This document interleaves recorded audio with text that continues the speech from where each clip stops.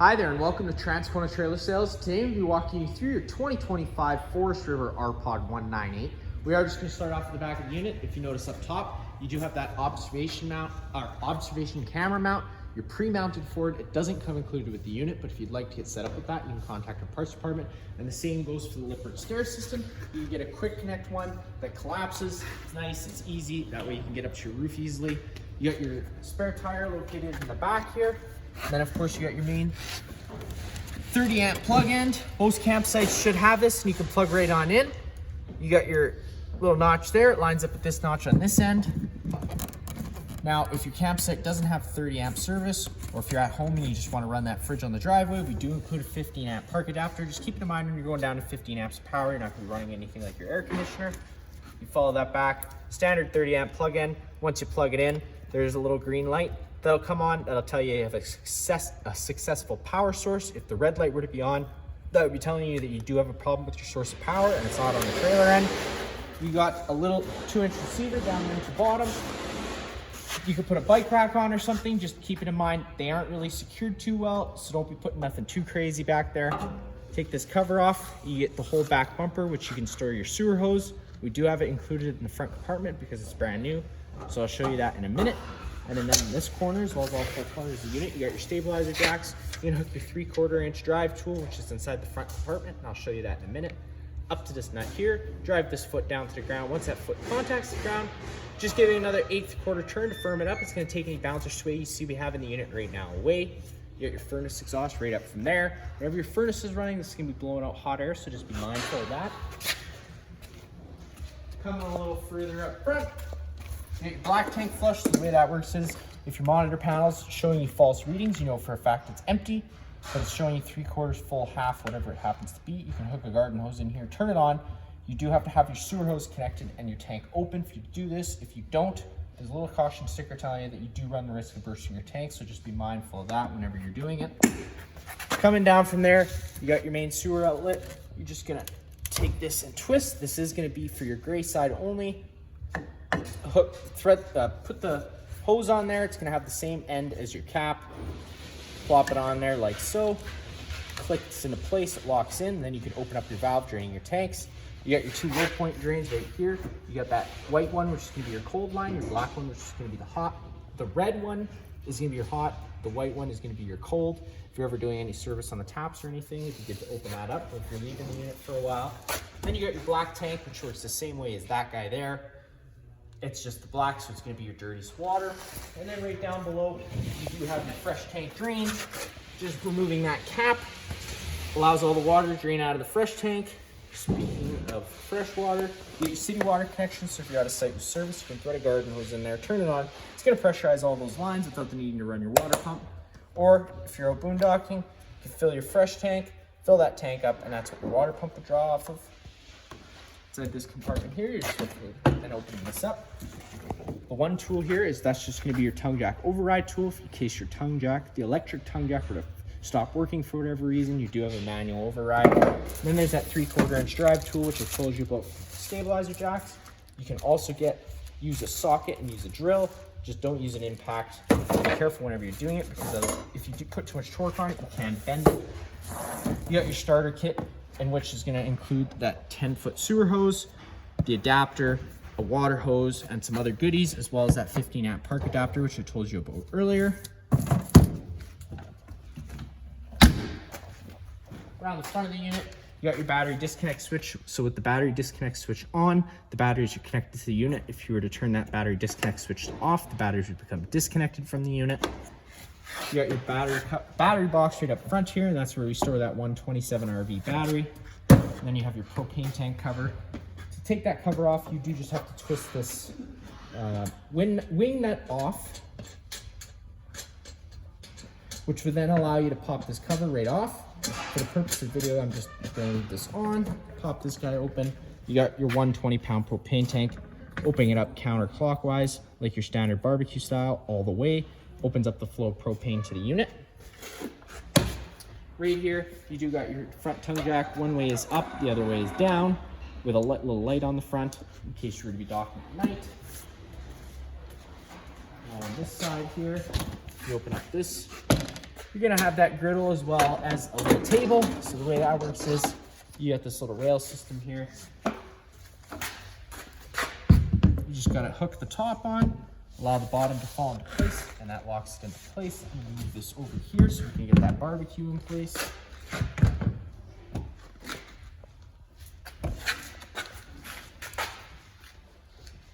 So before you get that barbecue out, you do have to put the mount out there. So these legs just flip in place like so. A lot like the table. I'm just gonna line that top up first, and then the bottom will just fall into place. You got your 2 cotter pins out of there, so you can slide your griddle on. Sliding that griddle out of this compartment here. You got mounts on either side on the bottom of the griddle, and they just slide into place. Then you can pop your cotter pins in, locking it into place just as an added safety measure in case something were to bounce around for whatever reason. And you're in, and then also looking inside here. Just got that propane quick connect line. Just take a note, when the propane line is closed, the flow of propane is closed, it allows you to operate that quick lock. But if you were to open up the flow of propane, and the same thing goes on the trailer side, it does lock it as an added safety measure, so you can't empty your lines out. To get that on there, you're just pulling back like an airline, pushing it into place, opening up that flow so that you get flow down here, taking that dust cover off, which I always recommend putting back on whenever you're done. That way you don't get any debris inside the lines. Push back, push into place, it locks in. Open up the flow of propane, go to your front, hit it with the igniter, and it'll fire right on up. Put it away, it's the same thing obviously. Right here, we do have a little exterior garden hose that's inside the front compartment. Works the same way as the barbecue would. You just click it into place. You got hot and cold water. You got 2 120 plugs. And then this is going to be access to your water heater. It is a tankless water heater, or an on-demand system they call it. So for winterizing, I'm going to note now that it is different. Unlike prior ones where you had the tank water heater, you run antifreeze. You bypass it. On these guys, you do not bypass it. You do have to run the antifreeze through it. And then whenever you're done, just hitting that relief valve, allowing all that antifreeze to drain out. And that would be the winterization process for this guy. The main power switch is just right here. Turning that on, turns on the water heater system. Because the system's winterized, I'm just gonna leave it off for now. Then to get that closed back into place, you just, it locks back in. Also, whenever this is running, it's gonna be blowing out hot air, so don't restrict the exhaust at all. To get inside, taking that assist handle, pushing it up fully at 90 degrees, it'll lock into place. That'll allow you to open up the door, which then you get to your stair system. Just noticing, you got that lock. That'll allow you to pop that guy open. On the top, on either side, you can lift this arm up, and it allows you to adjust it to your campsite needs. You just go off of the holes on either side, so you have nice and level stairs. That folds down, which will allow you to step on inside. First thing you notice off on your right, so you that fire extinguisher. That's gonna be just like home. Pull the pin and shoot. You got your light switches on the wall to your left when you walk in the door. That'll turn on your interior lights, your porch light, as well as your awning LED light. And then you got that awning button. Pushing and holding that button extend will allow that awning to start making its way out. Once fully extended, you're gonna see the back of the metal tube and the little flap hang down. Whenever you are putting this guy out, just always keeping an eye on the wind speeds, because whenever winds do pick up, you do run the risk of bending your arms and ripping your fabric. So whenever you get to about 5 to 10 kilometer an hour winds, you're really gonna wanna bring this guy in. Just to reduce those risks. Sometimes the flap gets stuck, so you just gotta retract it a second and put it back out. And now, if it were to start raining, you can take either arm, front or rear. This is a new system. You just pull down on that little clasp there, which will allow you to retract the awning head. Once you get it to your desired angle, clap it back into place. That changes the pitch of the awning head. Now, if you like that angle better, because it allows for more shade underneath, you can do the same thing with the rear arm. Just always making sure that you pop them, unlock them, and put them back to their full extension before you bring that awning in. That way you don't run the risk of bending anything. To get it to go in, you are just hitting that button, retract. The awning's gonna make its way all the way in, and once the arms contact the side of the trailer, the motor's just automatically cut out. You're gonna have your slide out. Pushing and holding that out button, slide out's gonna start making its way out. Always double checking, you know what's on either side of the slide, inside and out, because sometimes things can shift during travel, or you're closer to something than you actually are. Once that slide out's fully extended, you're gonna hear the lines in the pixie motor, and that's when you can let off the button.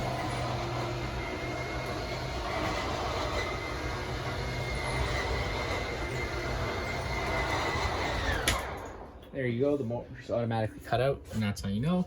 Right up there, you got your stereo system. You do have interior and exterior speakers. Interior speakers are zone 1, exterior speakers are zone 2.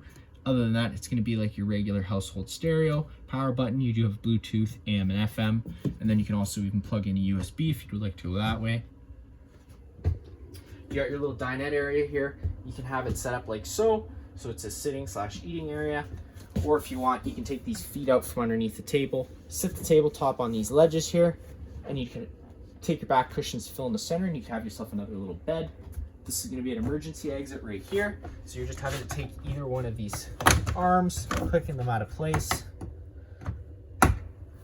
Pulling on this tab will allow this screen to pop right out of place, and then you can just push these arms out, and that'll allow you to hop right on out of the unit.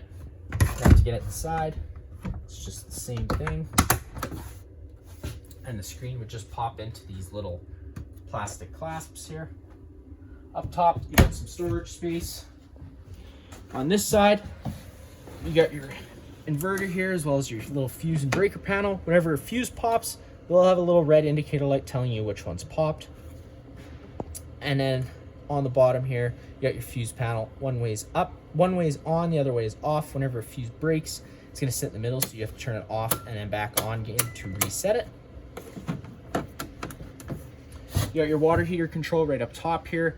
If the water heater was turned on, we currently have antifreeze in it, so if not, you could hit that power button, it would turn itself on. You can change it between Celsius and Fahrenheit with just the press of the button. And then it's just pretty simple. The number that's first on the screen is gonna be your set temperature. You can go up or down for more or less heat. If you push and hold that up button when you first get it on, it's gonna be locked at 50 degrees Celsius. If you push and hold it, it'll go up 5 degrees. It's just an added safety feature so that kids don't scald their hands. And then you got your monitor panel system right next to that. You obviously got your battery, fresh, black, and gray, and then it just goes low, fair, good, and C is for charging for the battery, and then the tanks go empty, 1/3, 2/3, and then full. Then you have your water heater switch also here, so you have to have the switch on the heater, the switch on here, which would supply power to this, and then you have your water pump switch. Turning that on turns on the water pump, which draws from your fresh tank. Kitchen area, you got your little TV on the wall. It is 12-volt powered, so if you're out boondocking, this will work. You got your range hood. Whenever you're running your stove, I recommend turning this on and turning that fan on. That evacuates those fumes. Speaking of that, because the stove and the furnace both run off propane, you got your LP detector right here on near the ground. If that guy ever starts going off, don't panic. Just open up some windows, turn off your main supply of propane, just to ventilate it out a little bit. To get the stove working, you just have to fold it up, turn these knobs on, which supplies light, and then just turn it over to high and holding it in, hits the igniter and turns it on. I fired up right away first today. It's because I had it running earlier. Sometimes it can take a few minutes just to purge all the air out of the lines, so just be patient with it. Right down below, you got your little convection oven microwave. Not much I'm going to show you there. It's just like a sink with hot and cold water. You got your 2 sofas. If you pull this little handle, it does flip out so you can lounge a little bit.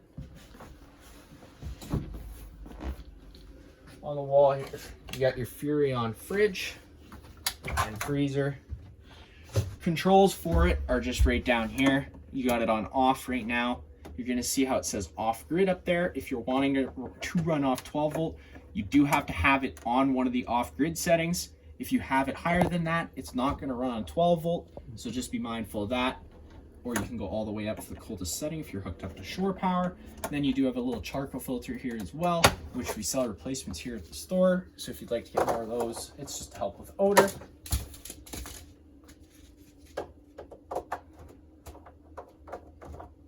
Just slides into place. On the wall here, you got your solar controller. It's really just a monitor panel system. Just reset it.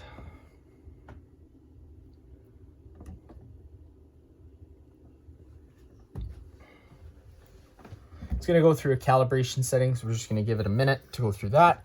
We'll go over the thermostat, which is right down here. You're going to push and hold it, and that's going to turn it on. It's going to go at its last setting. So today it's currently at heat. If you push it again, it'll go to fan. Now, whenever you're on fan, that's just moving air around with the air conditioner. Whenever you're running that air conditioner, you have two different options. You can run it with this louver's open, in which case it's going to dump all its air into the living space, or you can close these off and it'll move its air through the ceiling ducting we have throughout the unit. Now that's just moving air around. If you want it to change its fan speed, you just got to hit the fan button and it'll go to high or low or whichever you desire. Hitting that button one more time will go into dry. That's just a dehumidify mode. So it's going to kick the air conditioner on and off to try and take as much humidity out of the air as possible. And then you got cool. So now that's when the compressor kicks in and you have the air conditioning effect. Again, the same thing. You can go between high and low, or you can go to automatic. So you set your thermostat temperature to what you desire just with those two buttons. Whenever the thermostat senses it's at its temperature, it'll kick whatever's on off, or the air conditioner off. And then you go back to heat. Now heat fires up the furnace. The furnace runs off propane. There's no fan speed, it's just on all the time. Whenever you do turn the furnace off, it does run for an extra 3 minutes just to allow itself to cool down as an added safety feature. And then to turn it off, you just push and hold that button again and it'll turn it right off. Back to that solar controller, it is just a monitor panel system. It's going to tell you your battery temperature, your voltage, what your current voltage is, and if you go through it, it'll tell you what your charging amperage is, what your output amperage is, and all those different fun settings. Stepping inside the bathroom, you got your light switch on the left, main GFI plug right down here. So if you ever have a plug that doesn't work, this would be the first place I'd look. You got test on the bottom, reset up top, little green lights telling you have a successful power source. So if you ever have an outlet that doesn't work, again, just check that. Motion sensing light, storage under the sink, just being mindful of your drain and water lines. And we also include a toilet paper holder. We don't install it here just because it's a personal choice as to where you would like it. So if you'd like a certain location, you can for sure let us know so we can have that done before you pick it up. You get your central vac system, which also includes what's called a dustpanless sucker upper. You just gotta lift that up and it'll suck whatever's in front of there out. Just keeping in mind, it really is only for dirt and gravel. You don't want to be sucking up nothing too big or sharp as it's going into a bag, so just be mindful of that. Storage all around. You got your toilet with your flusher on the right. Shower with hot and cold water. Slide that over for some privacy. Right up top, you got a ceiling vent fan. You got to pull that down to unlock it, and that'll allow you to open up that vent. Noticing you're going up straight into the atmosphere, so if it were to start raining, it could get wet in here, so just be mindful of that. Of course, unless you went with the Max Air vent covers, which you can get installed here through the store again, just contact our parts department so they can get you set up with that. Closing it down, the same thing, and then whenever you're traveling, locking it is just a nice way to make sure it doesn't come up. Power button is right here. You just hit that button and it'll go through its four settings. The first one's obviously the slowest fan speed, and then you get your faster fan speeds after that, and then you can just push the off button to turn it back off.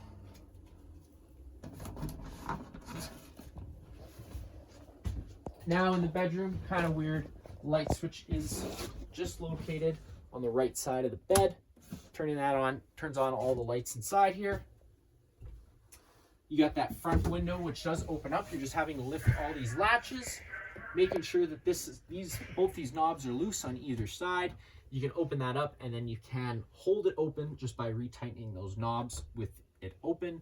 And then you have a bug screen in which you can pull up just so no bugs get in, because it would be wide open. And then the sunshade pulls down the opposite way, will click into place in case you're sleeping and didn't want that sun to come in.